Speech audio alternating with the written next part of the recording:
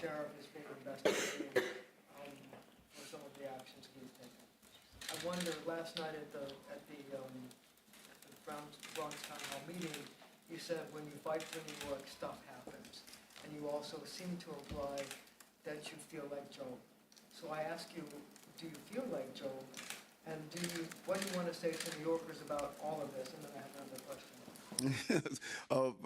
First, I want to thank Tom for coming back into public service and what he brings there. And I thank him for that. And I also want to be clear, our federal authorities must work closely with the New York City Police Department. We're dealing with terrorism. We're dealing with dangerous gangs that come across our borders. We're dealing with immigration issues, so it's important to do so.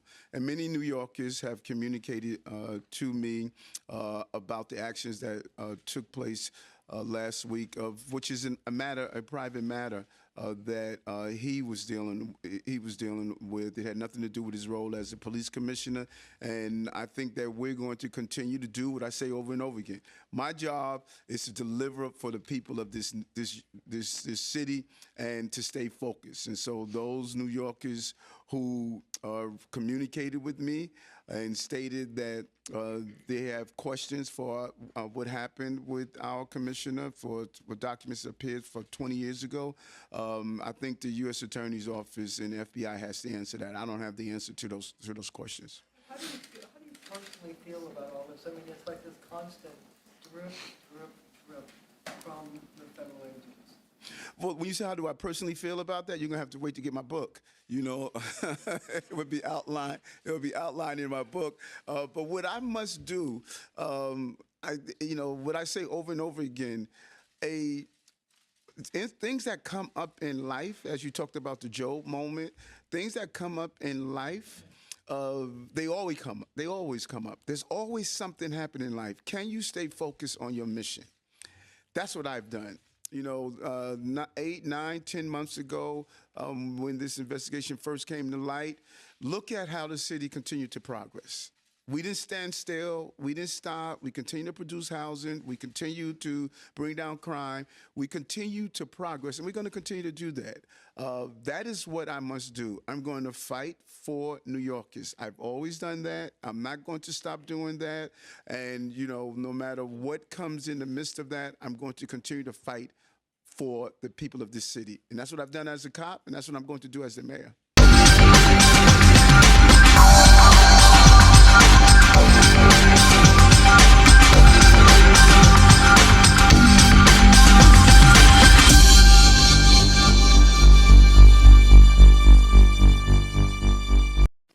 I'm Sal Greco, and you're watching and listening The Sal Greco Show.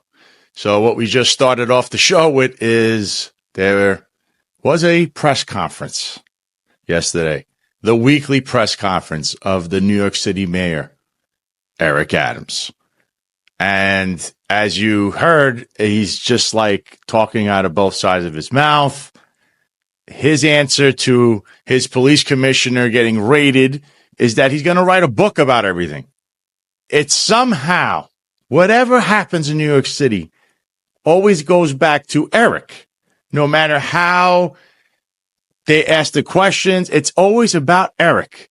So this press conference had a lot of little tidbits from him that are just like mind-numbing, and you're always left scratching your head because this is the most conflicted man in politics today. So we're going to show a few clips of the press conference. I'm going to give you my take because some of this stuff is just, they asked him about his wonderful sheriff, Anthony Miranda. He also mentioned crime, and we're going to get into crime stats at the very end of this show, so stay tuned for that. But let's just play another clip. My question is really also more of rapport and how it seems with the public as well, with the work that you and the administration are doing. How is it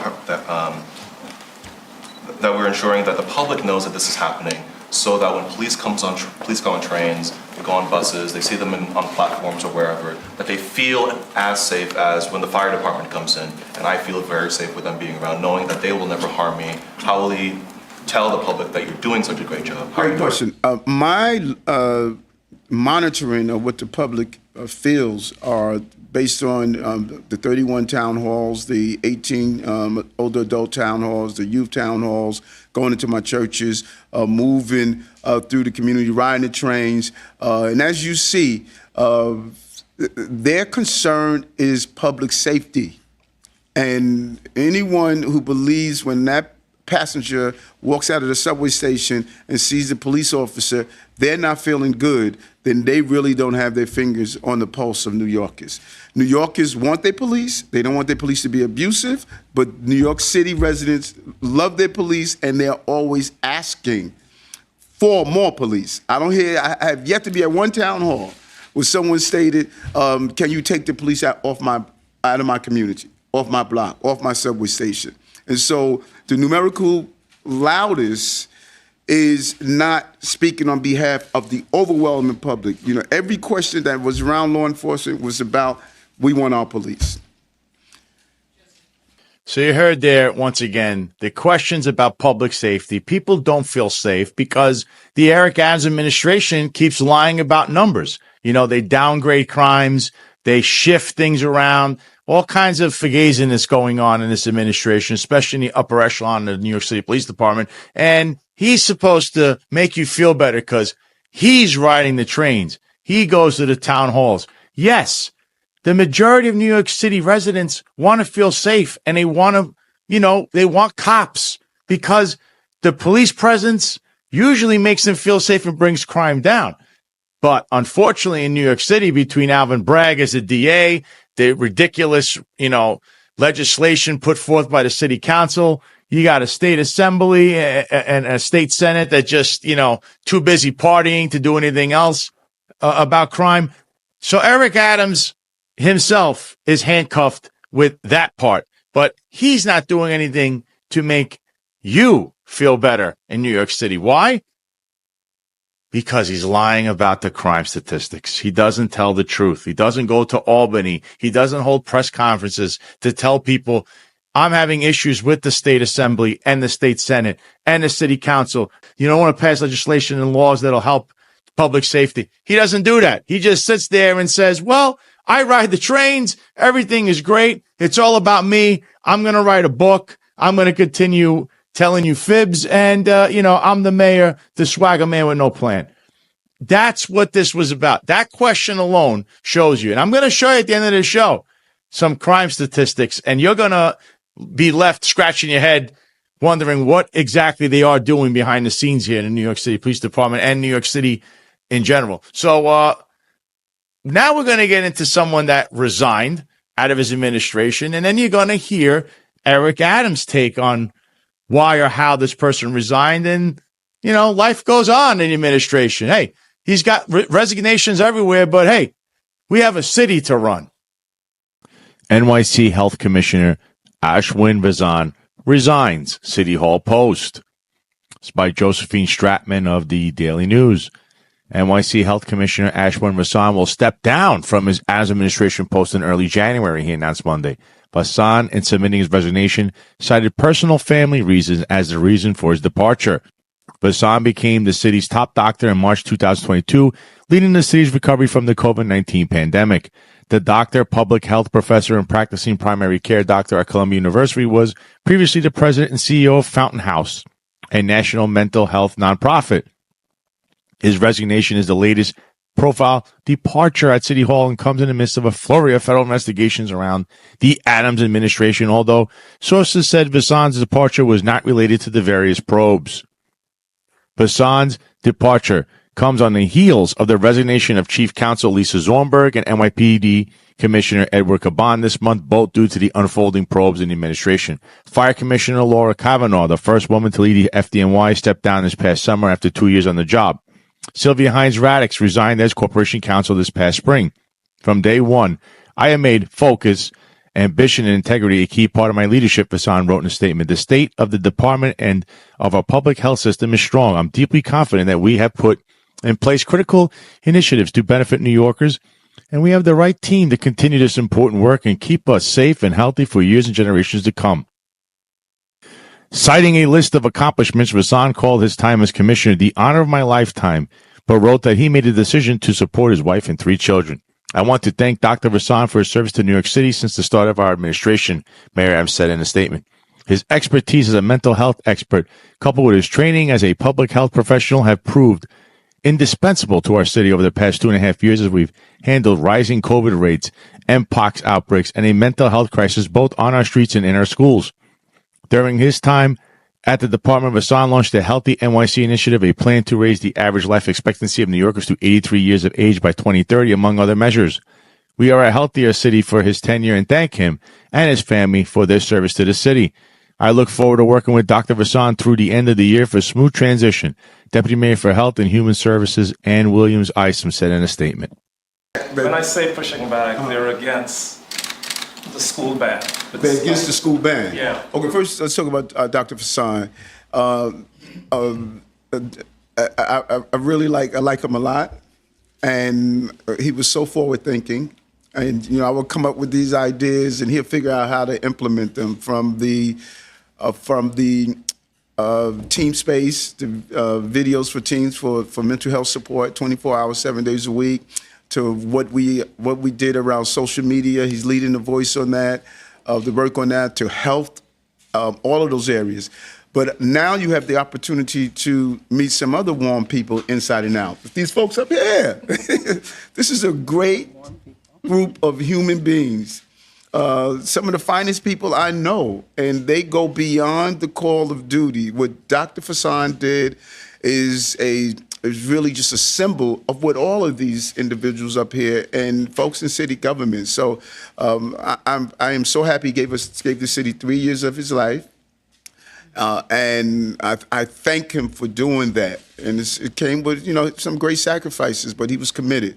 And I look forward to his next step. And he has not disappeared. As he said, Eric, I'm always here to assist.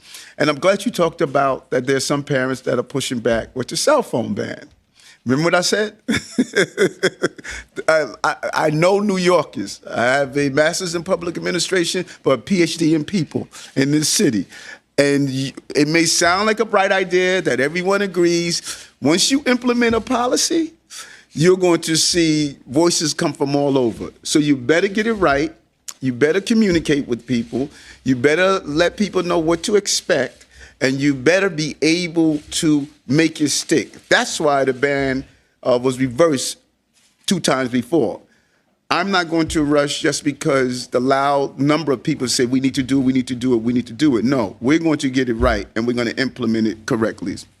So here we go, his spin doctor stuff. He's look at the deep bench I have next to me up here. Nobody's talking about the people up here with me during his press conference.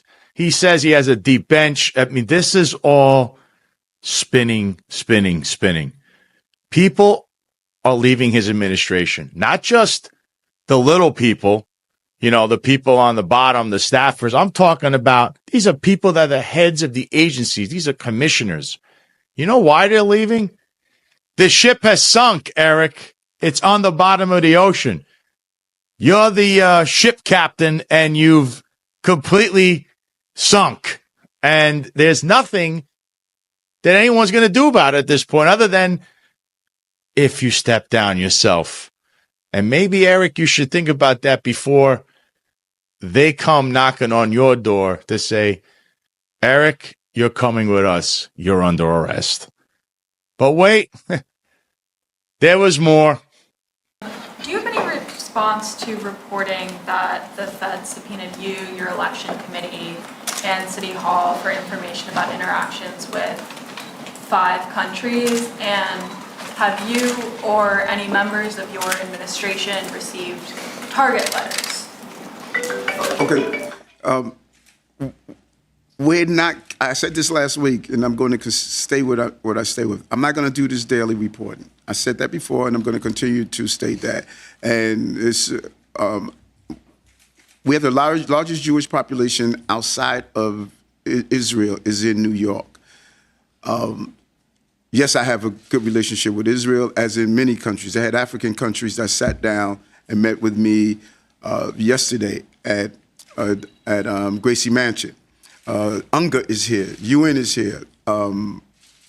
Why would it be surprised I have a relationship with Israel, one of our partners? I think one of the America's greatest partners and the largest Jewish population. And so, whatever information is needed, we're gonna turn over, but we're gonna respect the fact that federal agencies have stated they don't want us talking on these reviews as they're taking place. I'm gonna respect that. It's gonna go to process.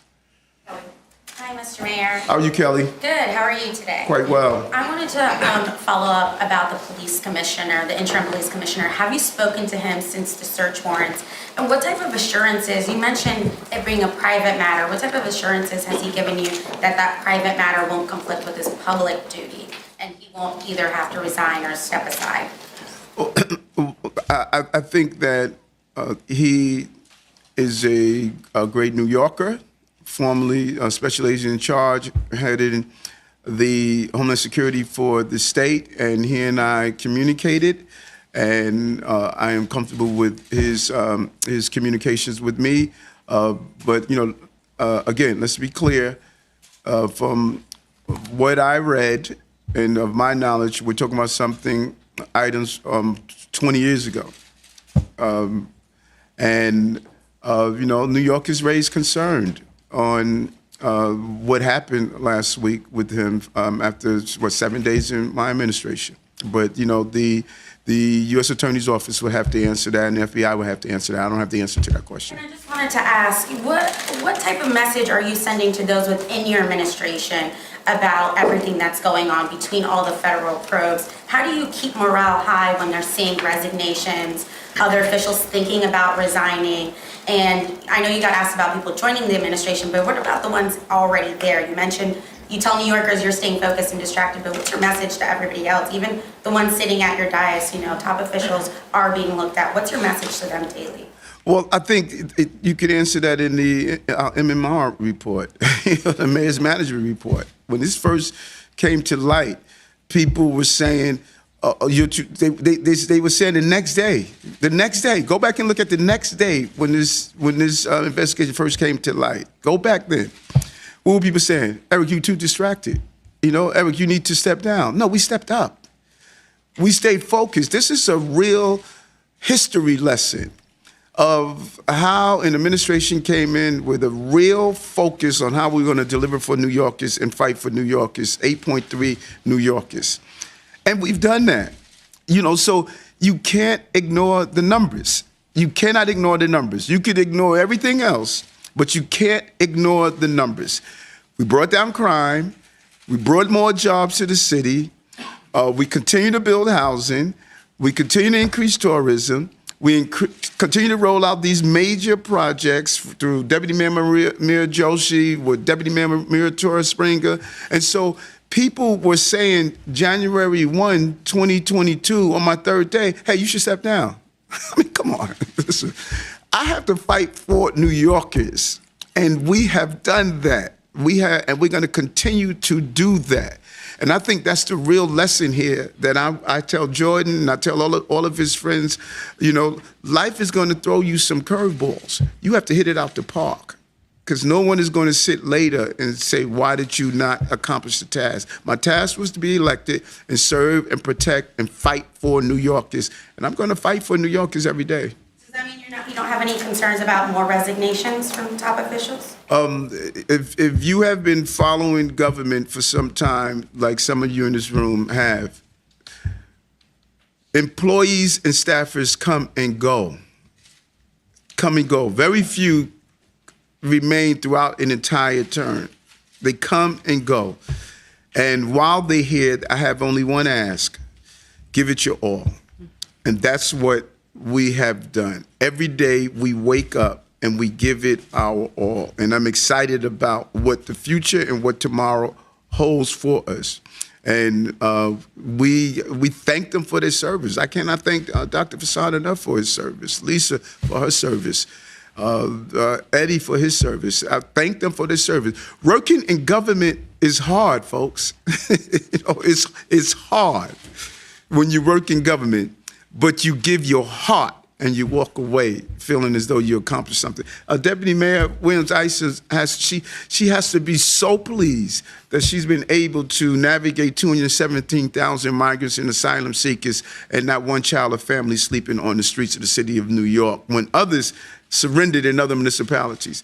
Deputy Mayor Maria Terra Springer, she's breaking these records of people who are in homeless shelter finally getting a home. I mean, how rewarding could that be? It's hard, but it's rewarding.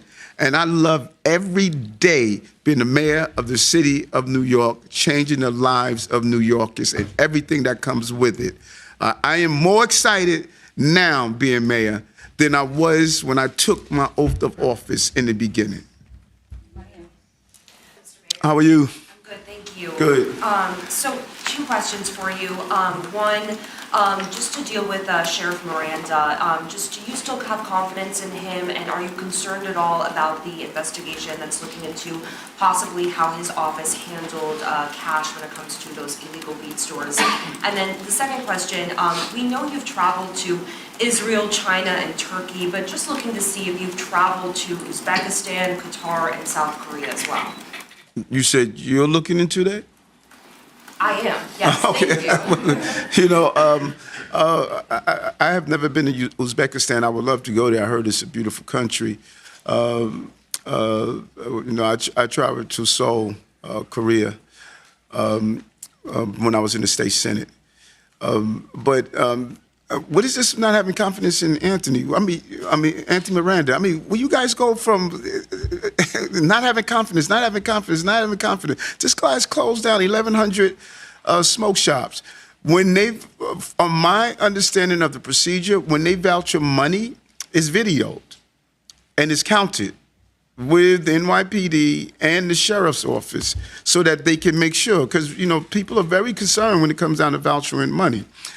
So yes, I have confidence. He's doing the job that New Yorkers ask him to do, and I don't know where do I still have confidence come from? You know, the sheriff department, NYPD, joint operation through Operation Padlock to Protect, took about $78 million of illegal cannabis off our streets, not in the hands of our children and families, and so why would I not have confidence? And I'm not understanding that question.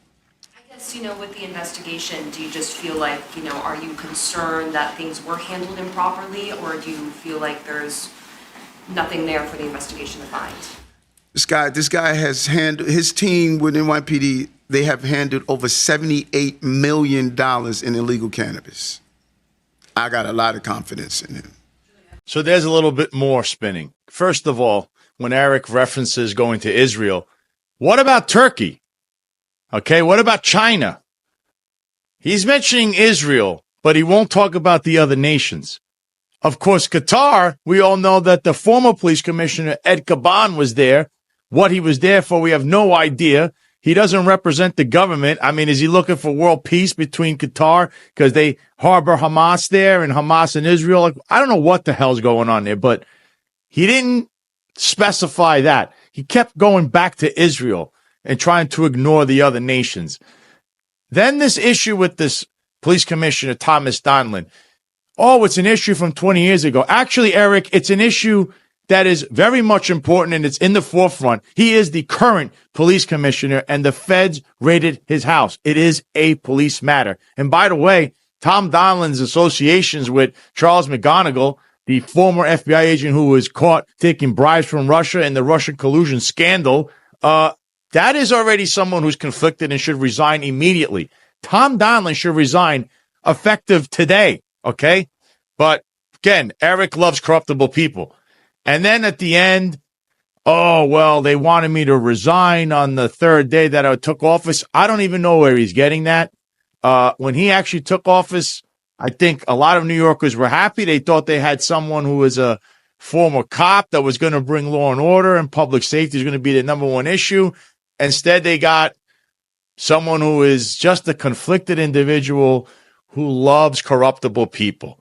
And one of those corruptible people happened to step down and announce their resignation.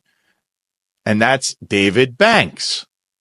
So let's read the article in regards to David Banks' resignation. New York City Schools Chancellor David Banks resigns amid federal investigations hitting City Hall. This is by Caleb Bamberger of the New York Daily News. NYC Schools Chancellor David Banks, the handpicked head of the nation's largest school district and a longtime family friend of Mayor Adams, announced his resignation Tuesday amid a series of federal corruption investigations swirling around City Hall.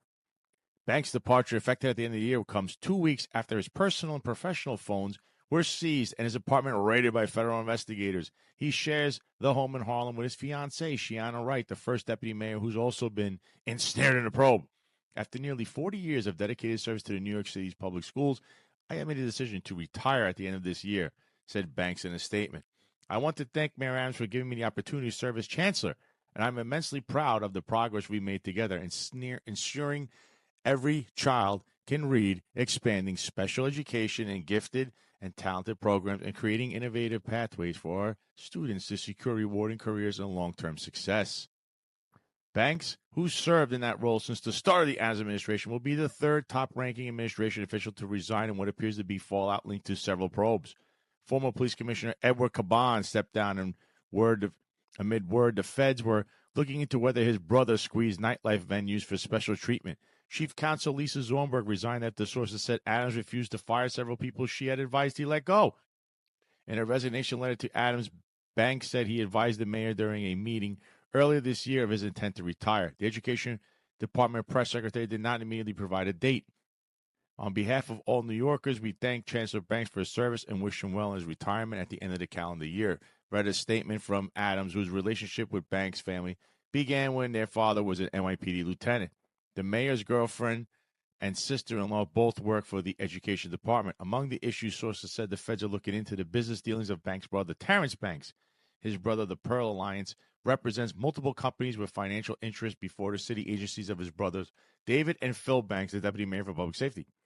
The Daily News previously reported the head of the STEM education company got a private sit-down with David Banks within weeks of hiring Terrence and received more than $1.4 million in business.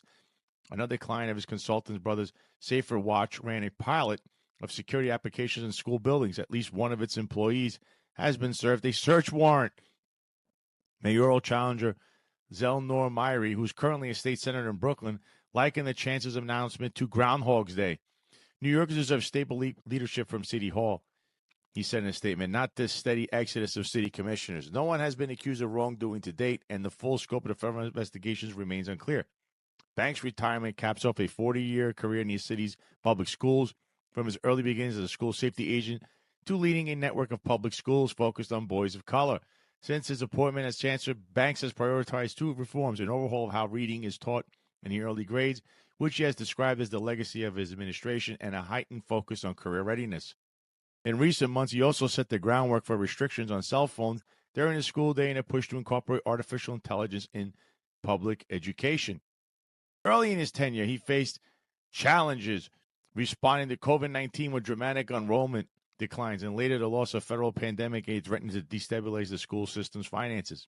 Banks made national headlines for testimony before Congress on handling tensions from the Israel-Hamas war and his defense that migrant students were a godsend for the school system.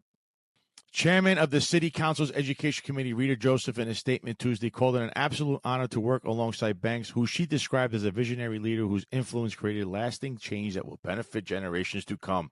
Banks didn't name a successor Tuesday, though insiders began floating the current Deputy Chancellor of Family Engagement, Melissa Avias Ramos, as a possible replacement. At a press conference shortly after Caban's resignation a week and a half ago, Banks, flanked by his deputies, refused to answer whether he stepped down from his post. As it relates to myself, I have always lived my life with integrity every day of my life, he said, and anybody who knows me knows that. So good riddance to David Banks. I find it very odd that he's resigning right now. It's supposed to be effective at the end of the year, and this was planned. The school year doesn't end in what?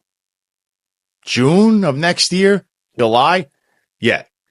This has everything to do with what's going on with all these probes. And then we have another figure, Anthony Miranda, the New York City sheriff. He's also under fire because, you know, they're seizing property at these raids of these cannabis stores everything we actually covered in a previous episode. And somehow he's still employed also. And they asked Eric about him too. And let's hear what Eric has to say. Hi, Mr. Mayor. How are you? I'm good, thank you. Good. So 2 questions for you. One, just to deal with Sheriff Miranda, just do you still have confidence in him, and are you concerned at all about the investigation that's looking into possibly how his office handled cash when it comes to those illegal weed stores? And then the second question, we know you've traveled to Israel, China, and Turkey, but just looking to see if you've traveled to Uzbekistan, Qatar, and South Korea as well. You said you're looking into that? I am, yes, thank you. You know, I have never been to Uzbekistan. I would love to go there. I heard it's a beautiful country. You know, I traveled to Seoul, Korea, when I was in the state senate.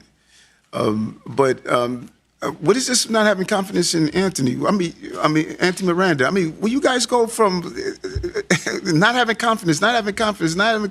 This guy's closed down 1,100 smoke shops. When they, on my understanding of the procedure, when they voucher money, it's videoed and it's counted with the NYPD and the sheriff's office so that they can make sure, because, you know, people are very concerned when it comes down to vouchering money. So yes, I have confidence. He's doing the job that New York has asked him to do, and I don't know where do I still have confidence come from? You know, the sheriff department, NYPD, joint operation through Operation Padlock to Protect, took about $78 million of illegal cannabis off our streets, not in the hands of our children and families, and so why would I not have confidence? And I'm not understanding that question. You know, with the investigation, do you just feel like, you know, are you concerned that things were handled improperly, or do you feel like there's nothing there for the investigation to find? This guy has handled, his team with NYPD, they have handled over $78 million in illegal cannabis. I got a lot of confidence in him. So Eric has all the confidence in the world in Anthony Miranda. He also had all the confidence in the world in Ed Caban. So I don't know if that's the kiss of death, or is he really going to stick by him because maybe Eric knows something we don't know that Anthony Miranda is doing or has done, or whatever they're investigating there, because there's a lot of things going on there.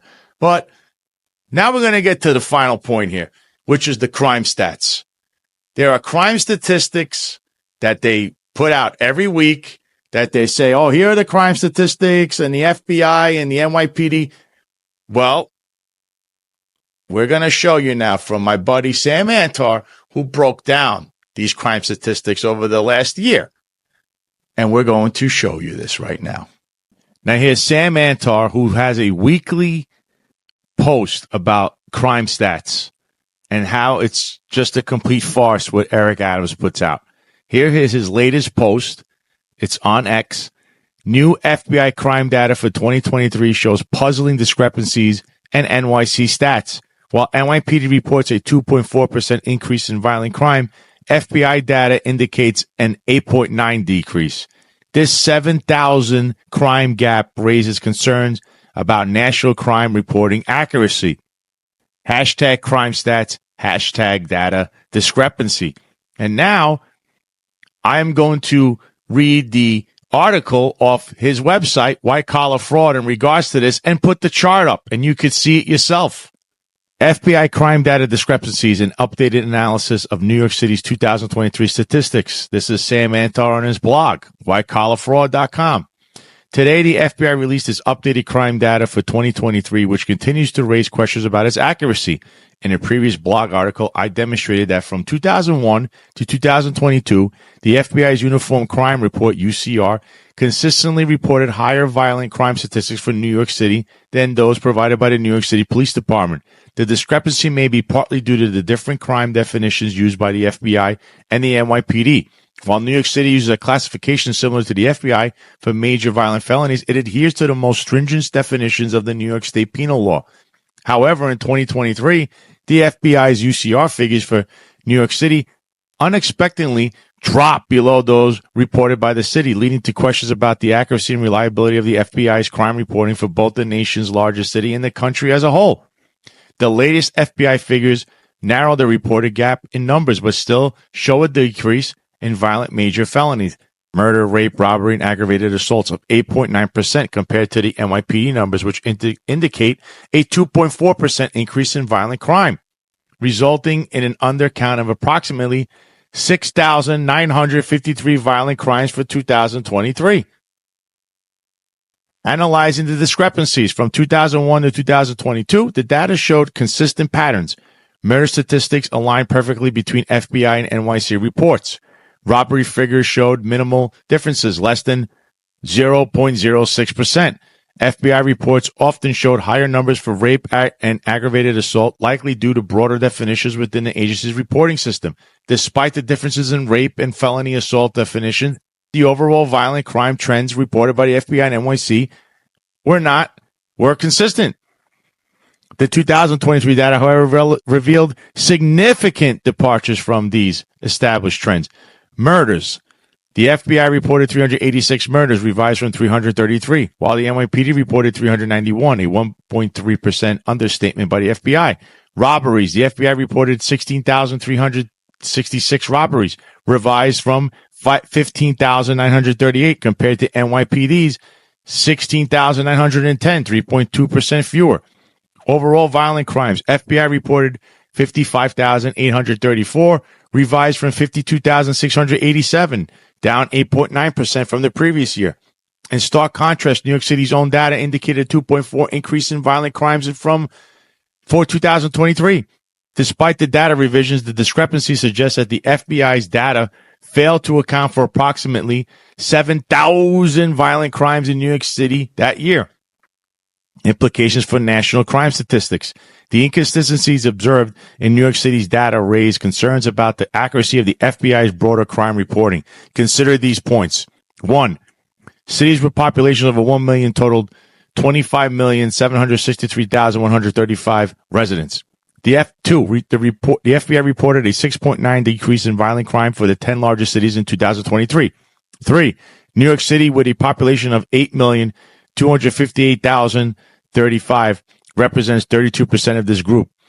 Given the estimated undercount of 9,000 violent crimes in New York City alone, the reported decline in violent crime across major U.S. cities is called into question. The significant population weight of New York City in this data set amplifies the potential impact of these reporting discrepancies on national crime statistics. Conclusion. The unexpected reversal in reporting patterns and the substantial discrepancies between the FBI and NYPD data for 2023 highlight the need for a thorough examination of crime reporting methodologies. As crime statistics play a crucial role in shaping public policy and resources allocations, ensuring their accuracy is paramount. Further investigation into these discrepancies is necessary to maintain public trust in crime reporting and to ensure that crime prevention strategies are based on reliable data. Previous article summary. In the previous article, we discussed how between 2001 and 2022, the FBI's Uniform Crime Report, UCR, consistently reported higher violent crime statistics for New York City compared to the figures provided by the NYC Police Department. This discrepancy was attributed to the differing definitions of crime used by the FBI and the NYPD, with New York City adhering to the more stringent definitions set forth by the New York State Penal Law. The surprising shift occurred in 2023 when the FBI's UCR figures for NYC unexpectedly fell below those reported by the city itself. The change raised initial questions about the accuracy and reliability of the FBI's crime reporting for the nation's largest city and the country as a whole. The original analysis of 2023 data showed murders. FBI reported 338, while NYPD reported 391, 13.6 understatement by FBI. FBI reported 15,938 compared to NYPD 16,910, 5.8% fewer reported by FBI. Overall violent crimes. FBI reported 53,687, down 12.4% from the previous year. These initial figures have since been revised as detailed in the updated analysis above. But the core issue of discrepancies between FBI and NYPD data remains a concern requiring further investigation. Written by Sam Antar. Well, what can I say? The crime stats, whether they're underreported, not reported, overreported, the whole thing is a fugazi. I've been explaining this for quite a while now when it comes to the crime stats. You'll take somebody who says, I got punched in the face and they took my bag, my school bag, my pocketbook, if you're a female, and they'll say, okay, well, that's a robbery. But no, they'll change this to an assault 3, or they'll change it to a petty larceny. But that becomes a misdemeanor. That's what they're doing. At the end of the year, they'll then say, oh, wait a minute. We're going to change that back to a felony because now when we report this to the FBI at the end of the year, when they come back and put their report out, we'll change it again. So you won't catch that for a couple of months. This is a scheme that's been going on under this administration. Of course, they don't want to talk about that. You have the chief of patrol running around once again. Conveniently, they're back doing media tours because, the police commissioner now is compromised. Now you know that he had documents that were taken by the FBI. And he's also friends with a felon FBI agent that's basically treasonous FBI agent, which Tom Donlin may have committed treason himself, holding classified documents. So now, they're back to playing the media game. They'll probably be tweeting again on X, Kaz Daughtry and John Schell. But this is what's going on in NYPD and New York City. New York City taxpayers, you're being fleeced, you're being lied to. And let's face it, at this point, New York City is headed down a river. And it needs to stop because we can't let New York City fall. We can't let it fall into the abyss. You know why? It's still the most important city, not only in America, but in the globe, because it is the financial capital. Let's see what happens in the future. I'm hearing that Eric Adams may be stepping down next week and that an indictment is to follow. We'll see if that happens. But, of course, it'll be the month of October when it does. So, with that being said, let's pray for New York City. To all the rank and file in the NYPD, you keep doing your job. This isn't really your responsibility. It should be the responsibility of upper echelon, who, as we know, has been too busy partying and only recently has realized that, the gig is up. So with that being said, this has been another edition of the Sal Greco Show. If you like what you just saw, if you like what you heard, you're on YouTube, hit that subscribe button, hit the notification button, hit the like button. If you're on Rumble, hit the follow button, hit the Rumble button, and on Apple, Spotify, Google Play, all the podcast platforms you can hear this on, give it a rating, give it a like. And with that being said, God bless the men and women of the New York City Police Department.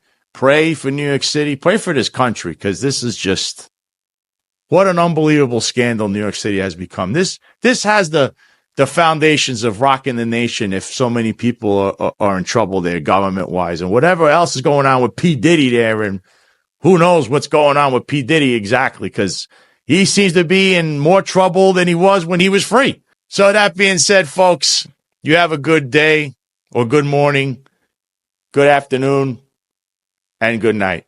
I'll see you on the next one.